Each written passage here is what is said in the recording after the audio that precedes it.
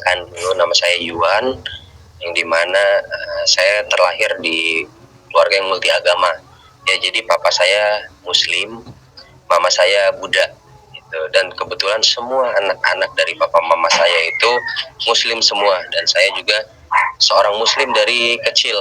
Ya, dimana saya saat Muslim pun saya seorang Muslim yang taat. Ya, bisa dibilang ya cukup taat lah, dimana saya menjalani kewajiban saya sebagai seorang Muslim dengan sholat 5 waktu, sholat sunnah, bahkan puasa sunnah pun juga saya jalani, puasa Senin, Kamis, puasa-puasa lainnya juga saya jalanin gitu loh. Sampai di saat saya sekolah pun, saat kita sedang sholat berjamaah di sekolah pun, teman-teman saya juga ya menyuruh saya yang untuk menjadi imamnya gitu loh. Makanya di satu momen saat saya sudah mempercayai Tuhan Yesus, teman-teman saya yang dulu sekolah-sekolah ya, mereka bilang, Yuan, apa lu nggak ingat dulu saat kita sekolah lu yang imam? Tapi itu kehidupan masa lalu saya sebelum Tuhan mendapatkan saya untuk percaya dan menerima Dia sebagai Tuhan dan Juru Selamat. Jadi saya dari kecil itu seorang Muslim sampai di tahun 2018 saya menjadi seorang Muslim, dan di tahun 2018 itu pun saya menyerahkan diri saya lah untuk dibaptis pada saat itu pada Tuhan. Ya, dimana sebelumnya saya mengalami pergumulan. Ya, dimana saya mengalami pergumulan awal jumpa saya dengan Tuhan. Sebenarnya awal karena saya bermain pada saat itu di rumah teman saya, dan kebetulan teman saya itu adalah pelayan musik di suatu gereja. Ya, pelayan musik di suatu gereja, dan ya seperti halnya teman biasa, dia bilang, ya udah yuk, daripada besok cuma di rumah sendiri, ikut gua aja ke gereja. Yang kebetulan saya nggak ada masalah dengan hal itu, karena saya orang yang cukup toleransi dengan kepercayaan yang lain. Ya, karena ya Tuhan juga menciptakan kepercayaan yang lain juga itu untuk kita diajarkan untuk bertoleransi gitu loh. Jadi saya berpikir juga untuk saya mau tahu juga, oh ibadah orang Kristen itu seperti apa sih. Sebelumnya yang kita tahu kan bahwa ya cuma nyanyi-nyanyi doang gitu loh. Ya mungkin ada yang bilang kayak konser gitu, kayak bukan ibadah. Makanya di situ saya juga penasaran mau tahu. Akhirnya saya ikut ya, dan anehnya di khotbah pada saat hari itu saya masih ingat tentang pembentukan hati. Di situ dapat satu dari khotbah itu saya dapat sesuatu gitu setelah selesai ibadah itu. Tapi di saat itu saya belum merasakan apa-apa, masih biasa-biasa saja. Saya masih menjalani kehidupan saya seperti biasa sebagai seorang Muslim. Tapi singkat cerita, saya merasakan di mana momen saya merasa kalau hari Minggu saya nggak datang ibadah ke gereja, itu rasanya di hidup saya kayak seperti ada yang kurang gitu loh. Kayak saya harus datang untuk ibadah ke gereja, mau itu sore, mau itu pagi, mau itu siang, pokoknya saya hari Minggu harus datang ke gereja. Kalau hari Minggu nggak ke gereja tuh kayak ada yang kosong rasanya. Saya merasakan di momen saat seperti itu. Di situ pun saya juga masih bingung kenapa saya seperti itu gitu ya. Dan ya saya juga masih biasa-biasa aja pada saat itu pun. Dan pada saat momen saya dimana saat praise and worship, saat pujian dan penyembahan, saya meneteskan air mata. Di situ saya lebih heran lagi, penasaran lagi, kok bisa ya kita lagi nyanyi, lagi pujian penyembahan, bisa sampai netes air mata, bisa sampai nangis. Bahkan kalau saya tahan pun malah makin nangis gitu loh. Dari sini saya makin penasaran. Akhirnya saya cari tahu perlahan-perlahan, saya tanya-tanya sampai ya akhirnya saya alamin pergumulan iman saya itu sekitar setahun lebih. Saya mengalami pergumulan dalam keimanan saya, yang dimana saya sholat iya, gereja iya. Jadi di hari biasa saya menjalankan kewajiban saya sebagai seorang Muslim, tapi pada saat hari Minggu saya pergi ke gereja gitu loh. Dan itu saya alamin, saya jalanin selama kurang lebih 1 tahun lebih saya jalanin itu. Dan sampai di satu momen saya berpikir, oh nggak bisa nih, saya seperti ini, saya harus menentukan pilihan saya, nggak bisa saya terus dalam pergumulan ini. Dan akhirnya saat saya berpikir seperti itu, malam harinya itu saya mendapatkan mimpi di mana mimpi saya itu jiwa saya di antara Muslim dan Kristen pada saat itu. Dan saat saya mendapat mimpi itu, besoknya setelah saya bangun, saya mendapatkan sakit, saudara. Jadi saya mendapatkan sakit sekitar hampir 3 minggu saya sakit, dan di finalnya itu sakitnya sampai leher saya itu nggak bisa nengok ke kiri ke kanan. Nengok pun mungkin ya cuma sedikit lah range-nya, jangkauannya.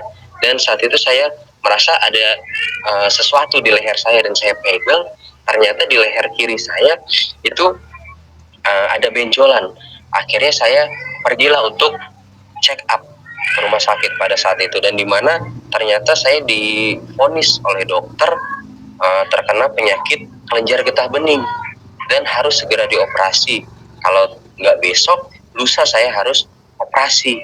Nah, dan pada saat itu juga kebetulan pendeta dari gereja saya, bisa disebut juga kokoh rohani saya, pada saat itu dia menanyakan kabar saya karena sudah beberapa minggu saya tidak datang ke gereja, tidak datang ibadah.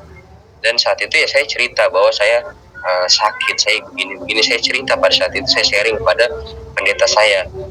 Dan di saat itu pendeta saya cuma bilang, oh ya udah Yuan, kamu berdoa dan kamu tutup dalam nama, hanya dalam Tuhan Yesus, dalam nama Tuhan Yesus, gitu loh.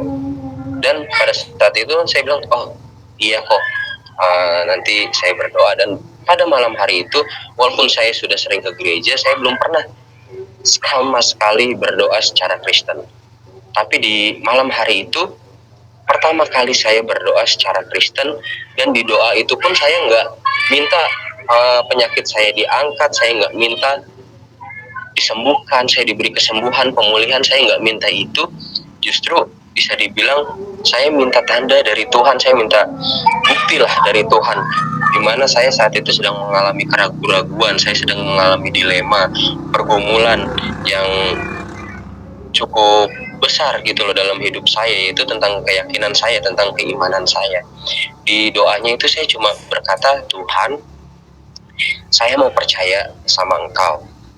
Kalau memang benar Engkau Tuhan, dan Engkau benar ada, dan Engkau benar hidup, tunjukin sesuatu buat keraguan-raguan saya hilang. Saya mau percaya Tuhan sama Engkau, tapi tunjukin sesuatu Tuhan, kalau benar Engkau itu Tuhan, dan benar Engkau itu ada dan hidup. Dan saat itu saya tutup hanya dalam nama Tuhan Yesus Kristus, sudah berdoa, ucap syukur, haleluya, amin. Dan pada malam hari itu pun ya, sebelumnya kalau kita sakit pasti tidur kita merasa tidak nyenyak, tidak nyaman. Tapi pada malam hari itu saya tidur benar-benar nyenyak, saya benar-benar nyaman. Dan di pagi harinya, puji Tuhan, saudara, saya merasakan hal yang luar biasa. Benar-benar badan saya tuh rasanya kayak di reset ulang, badan saya kayak di refresh ulang pada pagi hari itu. Dan tiba-tiba saya bisa nengok, dan saya refleks langsung pegang ke leher saya. Dan di situ hal yang membuat saya speechless gitu loh. Saya pegang leher saya, dan ternyata haleluya, puji Tuhan, benjolan di leher saya tuh hilang gitu loh. Benjolan di leher saya hilang, dan pada saat itu saya langsung refleks, tutup mata, lipat tangan, berdoa sama Tuhan, bersyukur sama Tuhan. Dan di saat itu saya bilang, oke Tuhan, benar, kalau Engkau itu benar Tuhan, Engkau benar ada, dan Engkau hidup. Dan saya percaya bahwa Engkau Tuhan yang ada, Tuhan yang nyata gitu. Dan pada saat itu pun saya memutuskan diri saya untuk percaya dan menerima Yesus sebagai Tuhan dan Juru Selamat.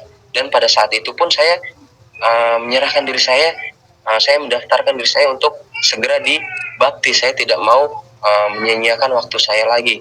Ya sudah cukup gitu loh, bukti dan tanda yang Tuhan kasih. Bayangkan saudara, saya dari malam saya baru berdoa, tapi pagi Tuhan sudah jawab. Itu bahkan momen itu yang terus menguatkan saya saat saya dalam pergumulan sampai saat ini, di mana saya berpikir dulu saya yang belum percaya, ya bisa dibilang saya baru mau percaya sama Tuhan, tapi Tuhan jawab doa saya. Apalagi sekarang gitu, saya sebagai orang yang sudah percaya, yang udah terima Yesus sebagai Tuhan dan Juru Selamat, saat saya berdoa, saya percaya Tuhan pasti akan beri kalau itu sesuai dengan kehendaknya gitu loh. Jadi momen itu pun yang sampai sekarang masih terus nguatin saya. Bahkan saat saya mau menyerahkan diri saya untuk percaya sama Tuhan, untuk dibaptis, saya mendengar suara Tuhan. Tuhan berkata kepada saya, kamu yakin mau ikut saya? Ikut saya tuh nggak enak. Tuhan bilang seperti itu, kamu yakin mau ikut aku tuh nggak enak. Tapi pada saat itu saya sudah memutuskan diri saya, ya benar Tuhan, aku mau ikut Engkau, aku mau percaya sama Engkau. Akhirnya saya pada saat itu saya menyerahkan diri saya daftar. Pada saat itu kebetulan ada momen retret dari gereja, dan di mana retret itu di hari terakhirnya, jadi kita retret 3 hari 2 malam. Di hari terakhir itu ada jadwal pembaptisan. Jadi pada saat itu saya langsung menyerahkan diri saya untuk dibaptis pada momen itu. Dan ya saya dibaptis itu seminggu sebelum Lebaran, dimana saat itu saya belum bilang juga ke orang tua, saya hanya baru bilang ke mama saya gitu loh, karena sebelumnya saya juga hubungan saya dengan papa juga tidak baik gitu loh, ada akar kepahitan gitu. Tapi saya berhubungan baik dengan mama saya. Akhirnya saya berkata, saya beritahu bahwa mama saya mau dibaptis gitu loh, dimana mama saya pun awalnya nggak langsung terima. Dia ya ajak saya juga untuk ke wihara gitu loh. Pada saat itu momen mau ada Waisak juga, jadi saya diajak. Terus mama pun juga mau atur jadwal untuk saya bertemu dengan biku atau bante gitu loh, untuk sharing. Tapi saya bilang sama mama saya, Mah, Yuan pindah keyakinan bukan karena seseorang. Karena kalau Yuan pindah keyakinan karena seseorang, saat Yuan kecewa dengan orang tersebut, Yuan akan kecewa juga dengan keyakinan tersebut. Tapi Yuan pindah keyakinan karena dari hati Yuan, dan Yuan mengalami itu sendiri gitu.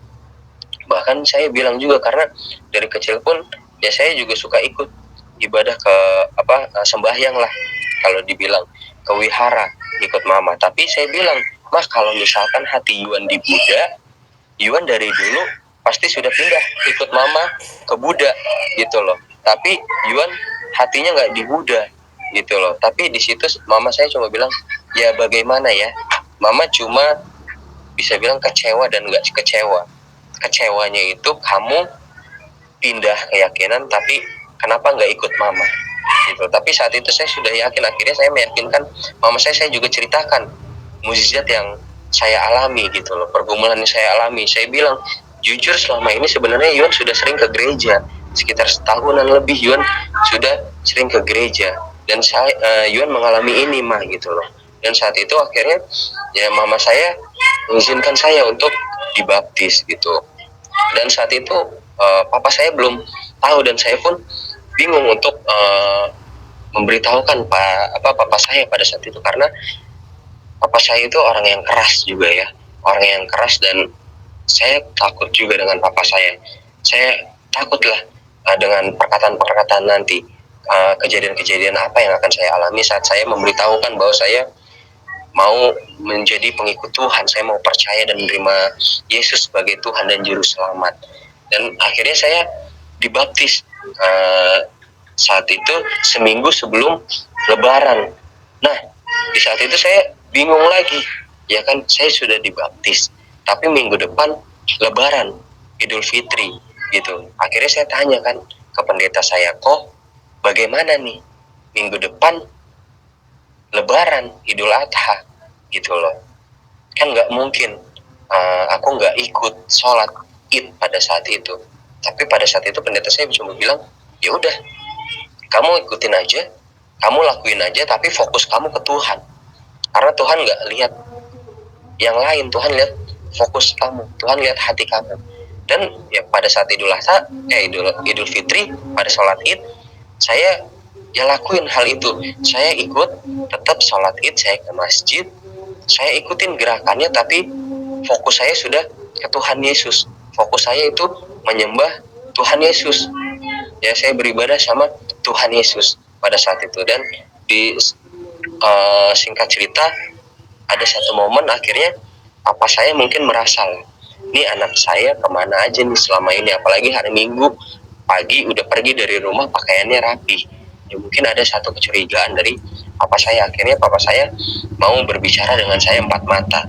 Dan pada saat itu pun saya hubungan dengan papa saya itu kurang baik gitu, sehingga akhirnya saya berdoa, ya kan, Tuhan kiranya biar Roh Kudus yang berbicara gitu loh, menuntun saya berbicara dengan papa, dan kiranya Roh Kudus yang membantu saya untuk berbicara dengan papa. Karena sebelumnya kalau saya berbicara dengan papa, saya berinteraksi dengan papa, pasti ujung-ujungnya tuh akhirnya saya akan ribut besar, saya akan berantem dengan papa saya. Tapi ya itu, karena saya berdoa, saya minta Roh Kudus yang menuntun dan berbicara dengan papa.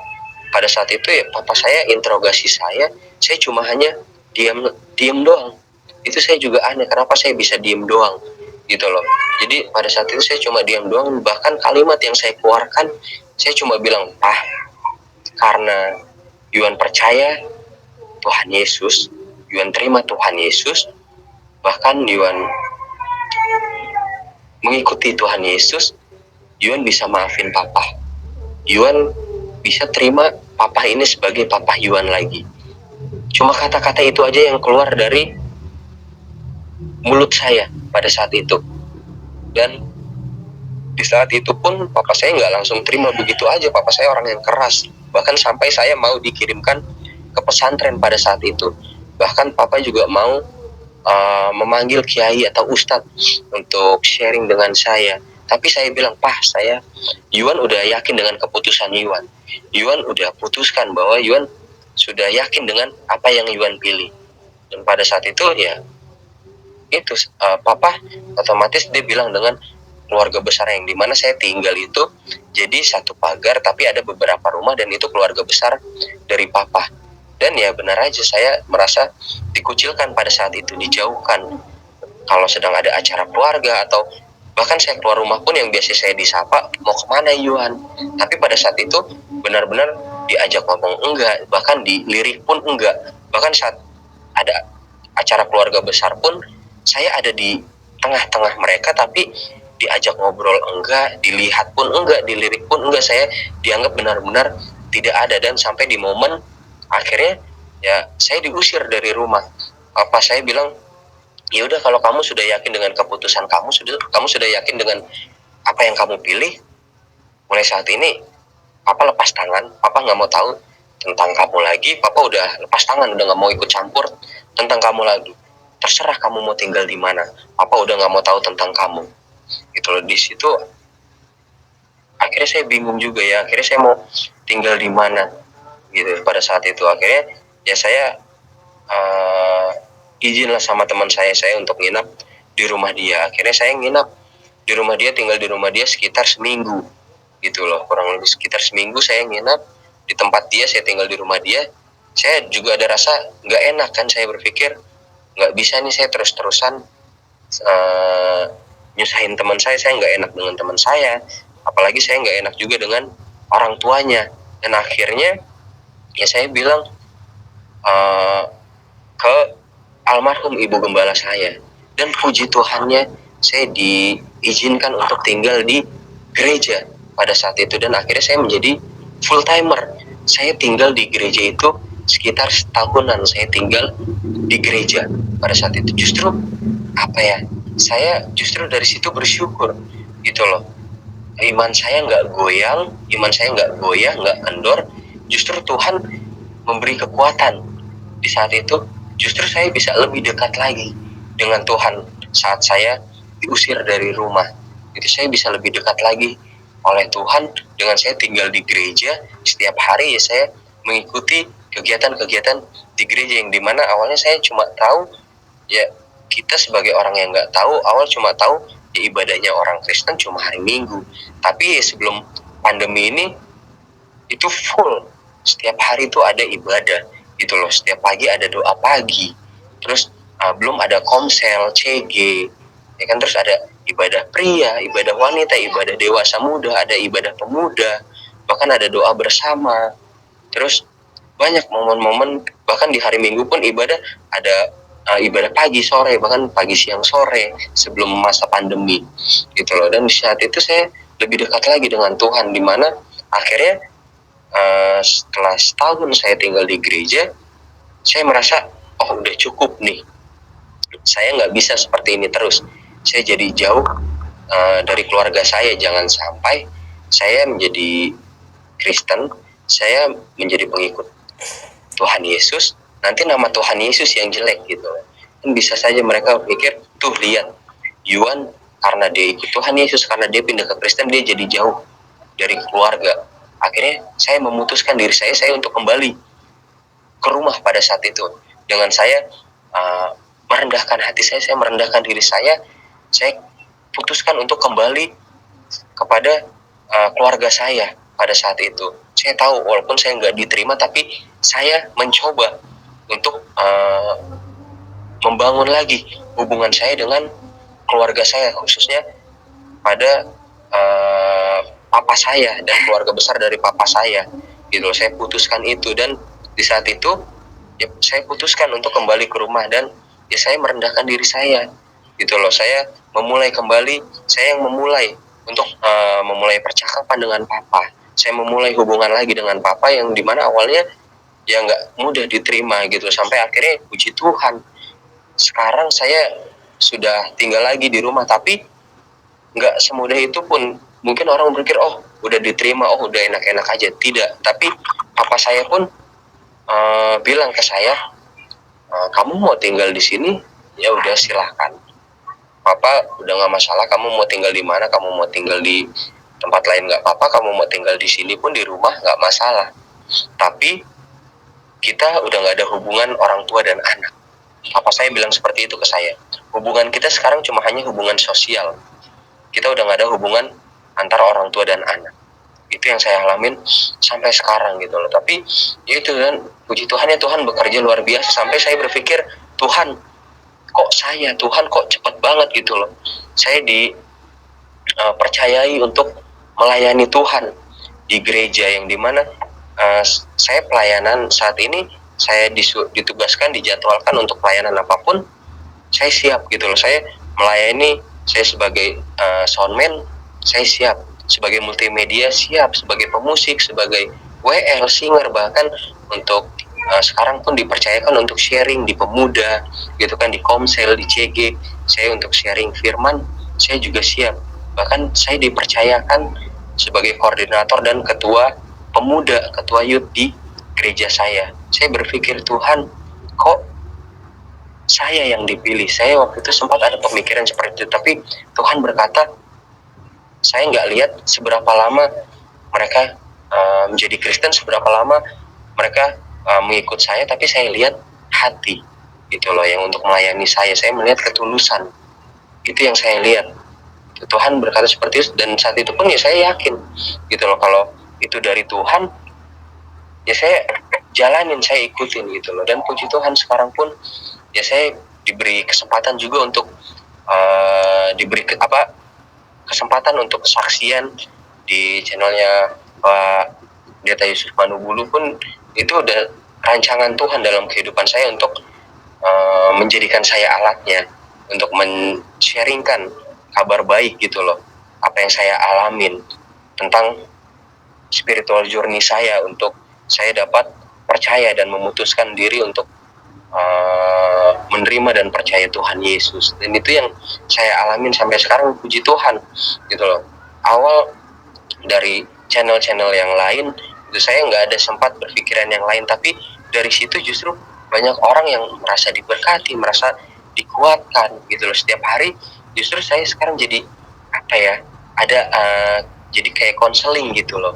Jadi mereka yang sharing, curhat, dan saya bersyukur gitu loh. Dari situ Tuhan masih pakai saya untuk sebagai alatnya gitu loh.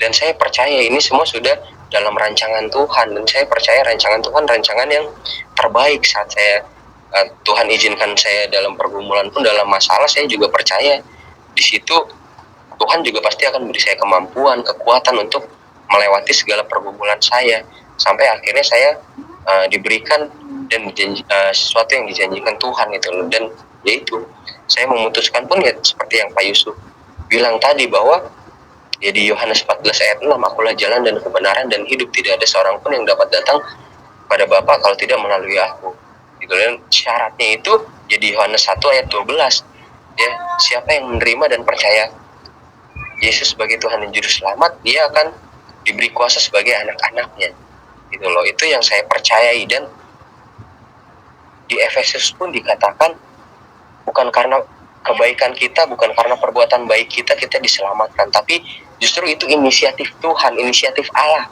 gitu loh, kasih karunia Tuhan. Kita diselamatkan oleh iman kita. Jadi kita berbuat baik, kita melakukan kebaikan itu bukan agar kita diselamatkan, tapi karena kita sudah diselamatkan, justru kita berbuat baik dan melakukan kebaikan itu sebagai ucapan syukur kita karena kita sudah diselamatkan. Itu yang saya pedoman itu yang saya pegang sampai saat itu gitu loh. Jadi mungkin itu aja singkatnya yang bisa saya sharingkan kepada teman-teman, saudara-saudara yang mungkin melihat, menonton channel ini.